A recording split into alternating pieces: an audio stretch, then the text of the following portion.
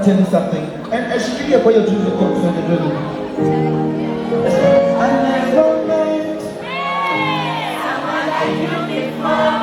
I never felt mwenye upole, tena si mwenye hasira, anipende mimi mwenyewe, tena awe na subira. Kuma baby, Nima Flanadi anaanza kuwa anadanganya.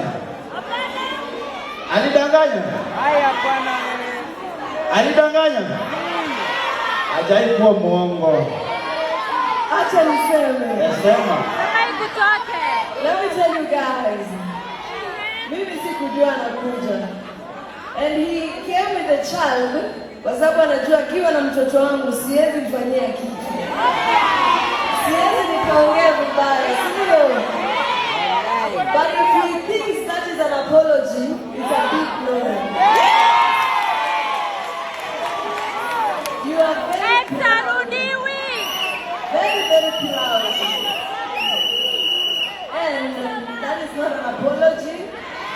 And nothing is gonna be the same. Maybe I have to move on.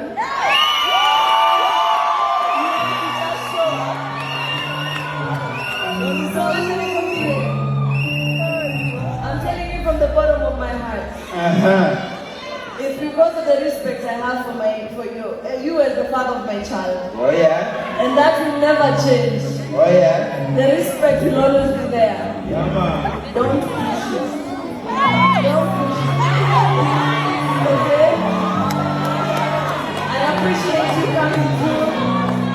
Thank you for coming through, but that is not an apology. Everything equal the same. The Lord please heal them. Umesikia? Daktari Arrow aka Salama Maneke Aida ndio. Sasa hivi waongezewa jina lingine linaitwa Arrow. Kama mkijua hatuna haraka. Hatuna haraka. Apology inakuja. Mambo ya watu wawili. Weka macho chini. But anyway, whatever has happened, ama kinyendokuendelea. In any way, first of all, Nadia, mother of my kids. In any way, kama nilipita boundary fulani yenye vibe.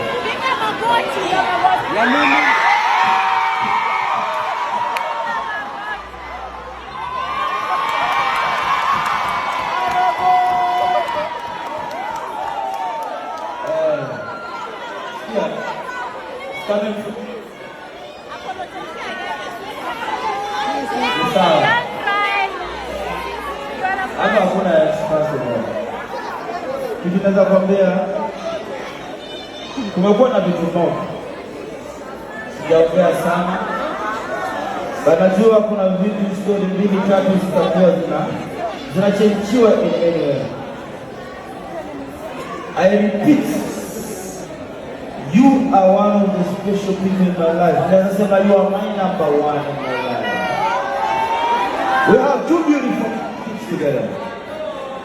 Hakuna siku utawahi kukosea heshima.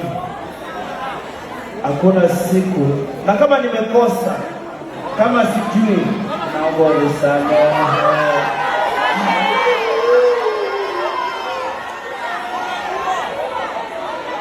Listen.